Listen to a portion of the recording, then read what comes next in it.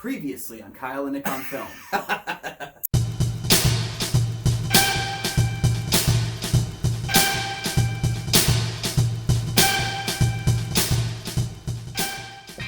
Welcome back to the show. I'm one of your hosts, Kyle Goethe from Goethe Film Reviews. I'm Nick from the St. Paul Filmcast, and thanks again for watching. If you're new, it's simply a review show. You can follow this show on Twitter and Instagram.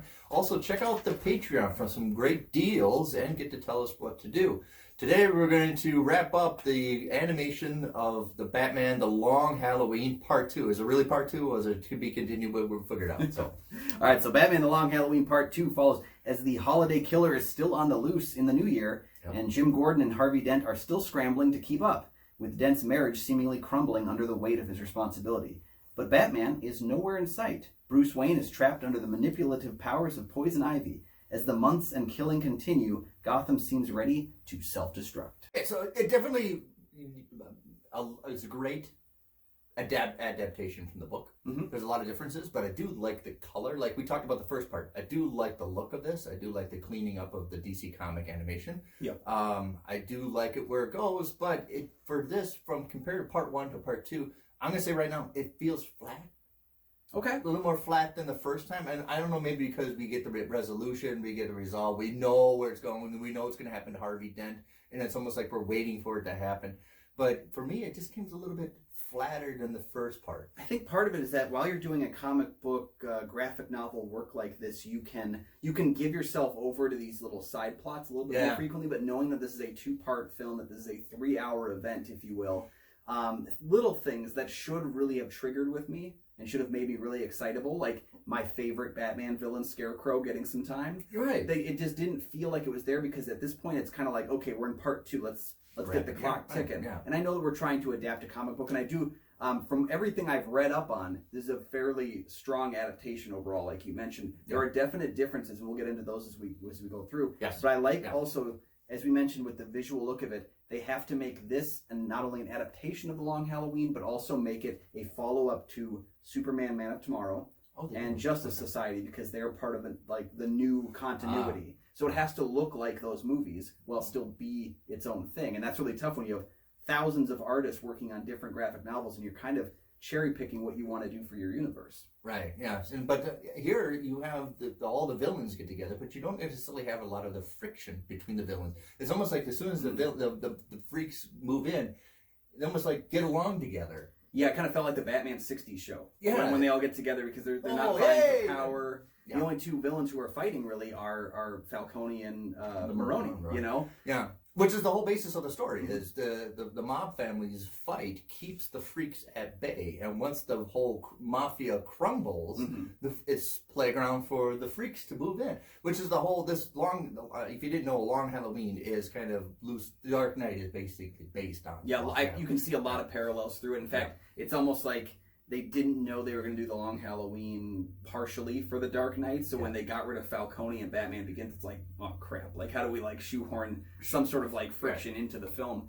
I like what are the choices that are made with keeping Batman out of it at the beginning, though. Yeah. I think that's really clever. I don't like that they utilize the post-credit scene of the first part as such a major plot point, because if you didn't sit through the credits of the first one, you're probably wondering, what the hell is Batman doing? Right. You know? And I always emphasize, keep that. You don't need a lot of Batman. I say maybe even at most 1/4 of the movie has to have Batman in it. Mm-hmm. Really, you're winning with the villains. And I thought once we have the villains out, we would have a lot more friction, a lot more contrast. And here it's almost like the 60s show. Oh, we're all going to get along. We have one goal in mind, and that is just absolute chaos. Yeah. Where we know from a lot of the stories that Joker and Harvey Dent don't get along. Minus, we don't have one of the great villains is the Riddler is missing in this, and he's missing in the adaptation. But the introduction of Penguin in this, and Penguin was not in the Long Halloween. So there's definitely, you can't, because I think Joker and Riddler are too much alike. That this is too similar. And I think part of it was, we just have to speculate here, but of course, like we said, they're building a universe, so maybe they have more plans for what they want to do with the Riddler character in a future adaptation. That could be, or maybe they have plans for Penguin and they wanted to kind of get him started in here first too, because DC, we can make fun of their live action universe for really struggling and getting where it needs to be. Moving their headquarters from New York City to California. But their animated universes have been amazing. Like they have such intricate worlds, and that's why it's really cool to see the introduction of Batman being the third part of this world. Like, and that we kind of get that building, but we also get to spend a lot of time in the world of Batman here and really set him up as a character, because there are differences in the Long Halloween Batman than ones we've seen before. Right. You know, the relationship with Catwoman is introduced already to be her as an anti-hero. We don't introduce her as a villain in this world. No, yet. She's not really a villain. She's really kind of more anti-hero. Mm-hmm. She's in it for herself. Yeah. But yeah, because at the beginning she rescues Bruce Wayne from Poison Ivy, which is and that's wonderful. Yeah. The beginning of this is wonderful. They don't even really tell you. They don't even like bleed you in. They just bam, this is happening. Yeah, and I like that it begins again in a dark place. I think when you do a 2-part movie, you kind of have to like end and begin the following like with something really captivating to say, remember what happened? We're here again.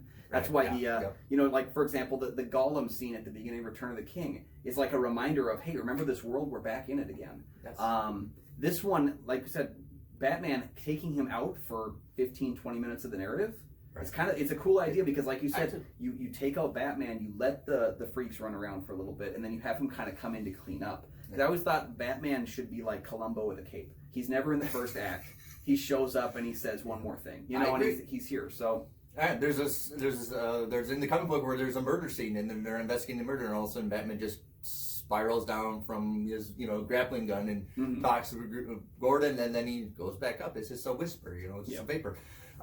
Here, I think the theme they're trying to emphasize in the book as well is family, and really what is part of your family. Bruce Wayne's looking for part of the family, but here I think this is more about alliances. Who are you more of alliance to than family? Where I think in the book is more about family, Maronis and Maconis. But here is an alliance. Who's Catwoman alliance to? Well, she's alliance to Batman. Who's Maronis and the freaks are all aligned to themselves. Yep. And this whole story starts with a pack alliance of Harvey Dent, Jim Gordon, Batman trying to clean up, and that alliance gets broken. Yeah, and it gets fractured in a way that it can't be put back together too. Yes. Yeah. I mean, in a lot of ways, an alliance is very much like a family without blood. You know, I mean, and so I don't think you're wrong in that assumption that it takes kind of a different angle on the same kind of idea. But it's, in all those movies that we kind of joke, the Lego Batman movies about family, about creating a family that's not really by blood. This is very much an R-rated version of that, if you will, where they take that idea of like, who are you with, who are you allied with, and I think that's why it's important that they give those hints, because again, we all know how Batman's parents died. We get it. We've seen it to death. But I like that they just give us a hint, because again, this is the first time seeing this version of Batman in the animated form. So we do need to hint at what caused it, what triggered those familial issues. And I like when Bruce is fractured. I really like when he's like, kind of off kilter a little bit. Like he's asking Alfred, "Where's Mom? What happened?" in that one scene. It's like, I like when Bruce is a little bit unhinged. Right. Well, you have to be to dress up as a bad agent. Exactly. Right. Yeah. Because I think this is still, even though I have a little bit of problems of beats and changes and a lot of things with the part 2, I think the Long Halloween is probably the best Batman animation since Mask of the Phantasm, which also emphasizes like a lot of family and you can't be Batman forever, which is another thing that talks about with that story, and especially with the alliances. But it's the pivotal point of the Batman mythology is that pact made on the rooftop of Harvey and Jim Gordon, Batman saying, we're going to pledge in 1 year we're going to clean up the city, and that pledge gets broken, and then the forever Gotham City is going to be broken from that alliance not working. Yeah, because if that alliance had stood, inherently the idea of saying we're going to clean up the city in 1 year, if this alliance hadn't been broken, hadn't been fractured, we could presumably look at a different Gotham a year from now. Right. And I like the idea that this is almost like the tragedy of Gotham, if you will. Like it is the loss of the city, really, because at this point it can't be cleaned up almost. It can only be... No, right, because once you remove the mobsters that keep everybody at bay, the mob... freaks move in. They try to take back the mobster part of it, but the very introduction of Batman into this environment allows the freaks to say, I can do that too. And I think that's kind of what's taking place here is all of the most unhinged of Gotham are seeing Batman as the good guy, and they're saying, if he can be insane, I can be insane. I think that's kind of the idea of play. So, right. Yeah. So the other thing is Batman and Harvey Dent, both of them are trying to be the good guys, and none of them do good things. Mm-hmm. Batman is really he's breaking a lot of rules here, even for a hero. Oh, yeah. Even submitting the gun as evidence, and you're not going to like where I found this, and not using a search warrant to get it. But he's not doing heroic things. In fact, I think the only person who's really doing heroic things is Jim Gordon, but he's trying to maintain it within the law. Well, and Jim Gordon, too, he walks a very tight rope. Right. That you can see in the sequence when Bruce is being interrogated by Jim and Harvey.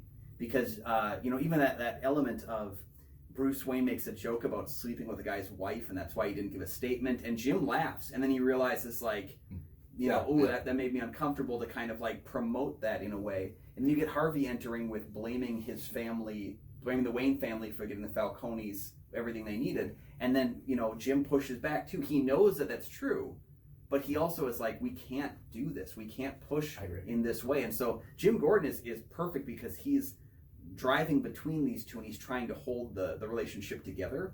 And Harvey Dent and Bruce Wayne are the same character. They just have different motives. Bruce Wayne wants to clean up the Gotham and make it the way his parents wanted it to be. Harvey wants to get vengeance. Exactly. Right. Mm-hmm. Yes. And each of them are damaged, so it's not going to go heroically well at all. And that's why Gotham City is going to crumble. Mm-hmm. The other thing is the introduction, which is used in the comic books, of Harvey Dent's other half actually has its own personality that talks to him.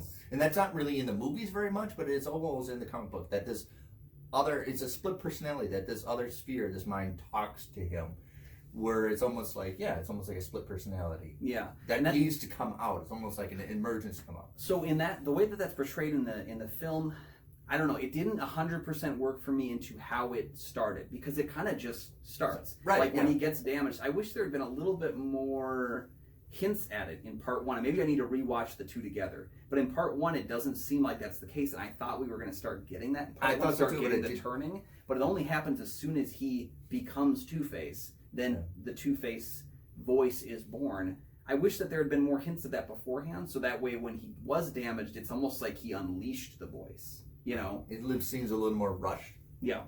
To something that, even though we know about psychology that things are called triggers that start everything. That's a spark. But that's a pretty heavy character shift to happen when he isn't even fully aware of the damage done to his face. He wakes up in the hospital bed because the voice is talking to him. Yeah. So, in part of the ways, it's like, I don't know that I believe that he even knows what's going on yet, enough to fracture his mind, Right, yeah. And so it all leads up to, what all we're talking about is still the main priority is who's the holiday killer. Mm-hmm. And it gives a hint of like Calendar Man seems to know before without suggesting they're almost using Calendar Man like Hannibal Lecter in Silence of the Lambs. Yeah. Please give me some evidence, and he's like, well, the evidence is right there. You just have to look for it. I think with Calendar Man, the reason why you have to do that with him is because he's the most obvious choice. A man who knows calendars would obviously know holidays quite well. It's like, he isn't very much like, the reason why you interview Hannibal Lecter is because if he were out, Hannibal Lecter is probably Buffalo, Bill, but like the way that he is inside, you can use him as access. I like the Calendar Man, again, voiced by David Dastmalchian, who is Polka Dot Man in Suicide Squad. I really like the give and take of trying to figure out who the villain is and who the holiday killer is. Because again, I have not read the book, so I didn't even have an inkling of thought as to who it could be. I like that in the first part of the film, we get a genuine idea that, and I really groaned when I watched the first one. I was like, it's going to be the Joker. Oh, come on. Right. And then they veer away from that in part one very quickly, letting you know that, it's not him. So then who is it? Like, but then Joker's really jealous. Yeah. He's doing a fantastic job, and he's taking, it's my territory. I'm the crazy one. Mm-hmm. I'm the one that's crazier than 10 squirrels in a tree. But here, the ending is slightly different from the book, but it maintains the right ending, that the same adaptation, even there's a little bit of differences. Mm-hmm. But the big change is Batman still being a bad guy and not really. There's no happy ending to this. There is a there's a resolution, but Batman just kind of like, all right, we're kind of moving on here. Yeah, and he has to make a choice too in the end. Like, how is he going to proceed, knowing the information he knows? And I think it's an interesting, although I don't know if I agree with his choice. No, it's an interesting choice he makes that I hope has some ramifications to his character as the world kind of continues to build off it. the one thing I didn't like about it was that the realization of who the killer is similar and pretty close to how it is in the comic book, but it's a little bit more simplified, if you will. It's a little more. But in simplifying it, I lost the believability of it. I did. There was already, I already, like, when I read back through and I wanted to, like, look up who the comic book killer was. So I was like, I wanted to hear the comparisons, because I heard some pretty wild comparisons into how it was done. And the way it was done felt like this will make it more accessible to the audience. But I don't know if I bought it anymore. I think I bought it a little bit less, even though the book's conclusion is even more ludicrous. The book's a little more ludicrous because they're only available during the holidays. Yeah, exactly. Yeah. And if you figure that out, then you're good. Yeah, because they're only able to do it because they're available during the holidays, and that's why they're killing on holidays. Yep.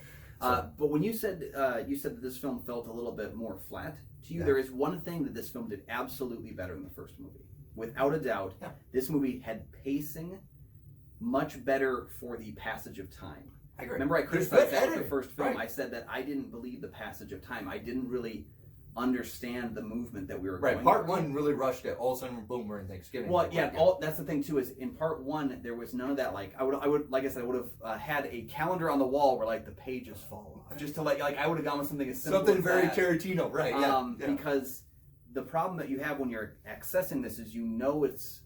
I thought going into this it was going to be all set on Halloween. So when the second kill happens and it's Thanksgiving, that's a big jarring change for me because I expected it to be on Halloween. Oh, I get it. So I was expecting that, and that really was like, oh, it's Thanksgiving. Okay, so he's coming back every Okay. Like the title refers to a long Halloween is just 1 year. I thought it was like a long night, like a really long and bad night in Gotham. Right? Yeah. Which again, that not every viewer is going to have read that comic book, so that's going to be a jarring shift that will happen editing wise.